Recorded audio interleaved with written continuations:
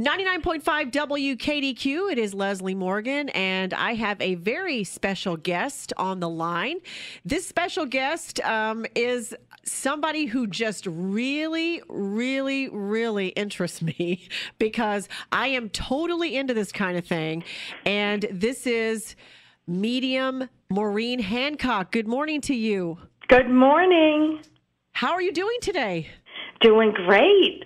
Now, excellent. Are you calling from like the Northeast? Yeah, I'm near Cape Cod or Plymouth, Massachusetts. So I bet it's beautiful there. I've never been there. Oh, it's gorgeous. Yeah, being near the ocean is so great.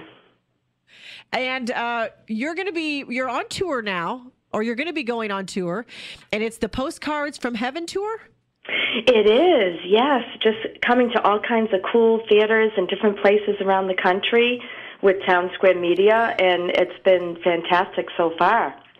And what I think that the listeners and the people who end up coming to your show are going to love so much is that you combine not only this very unique family reunion type situation, but you handle it with humor and just, true passion for what you're doing.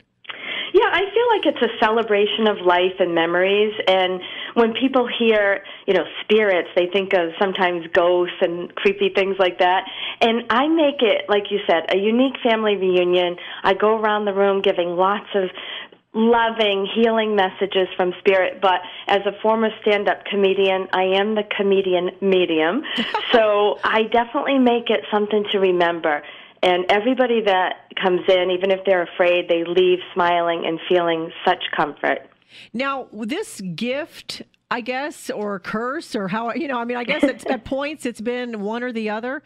When did this first come to your, that you recognize that you have this special ability that most of us don't even realize that we have or don't have?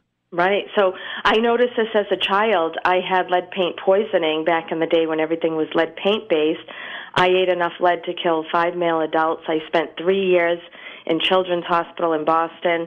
I was in a coma for a while. And when I came home at 5 years old, I used to see spirits walking all around the house. And, my parents had a lot of parties, were Irish. I thought they were drunken house guests. They weren't. They were spirits. Wow. So, and then I was in a car accident at 25. That's when it sort of was re-sparked. I broke every bone in my face, had a near-death experience, and then I started to hear the spirits. So I do believe everybody has this ability to sense, get signs, and things like that. But some folks have it at a little bit of a higher level. And so what started out for you is just thinking that your parents had friends over and they were really spirits, ended up being what they finally were talking to you and giving you messages? Yes, and then they were talking, and my grandmother came to me after she passed and started telling me amazing things that when I finally shared with my mother, who's head of the God Squad, Irish Catholic, she started to validate and say, oh my gosh, yes, this is true. And then it was embraced. I mean, I'm still always the student learning, but to see the peace that it brings folks, and I mostly now work with cancer children at Children's Hospital in Boston, so I'm paying it forward and giving back. Has there ever been a time for you where you really felt like that it weighed heavy on you, like the idea of what you're doing and what the ability that you have? And did it ever get to the point for you where you're like, gosh, I wish this wasn't happening to me? Well, I mean, I definitely embrace it. For me, it's like a God-given gift, and I embrace it. But talking about all these children I work with who are passing from cancer, that's when, I'm the comedian, but I cry all the way home, but I'm trying to help these families to realize that, they're going to be okay, and who's going to be there to greet them, and that their children are not going to be alone or afraid. And then that's when it gets super heavy, and I'm like, I have to be in bed for a couple of days and also work with police and detectives and FBI.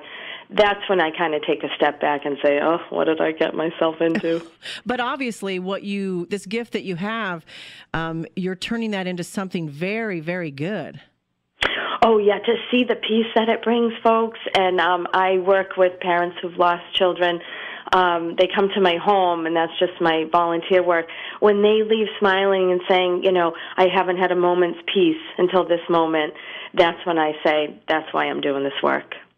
Well, we are so anxious to have you here. It's going to be in November. It'll be November the 20th. That is a Friday at the Aiken Theater, and and you're going to be doing readings for not only any of our personalities at WKDQ, but some of our listeners are going to get involved, and we just can't wait for that. Oh yeah, so we're going to do a bunch of calls leading up, right? So I can't wait to meet some of the folks there and bring through their loved ones. And we are looking forward to that, too, and can't wait to meet you and talk to you in the future. So you have a great day. You too. Thanks so much. I can't wait. No problem. Bye-bye. Bye-bye.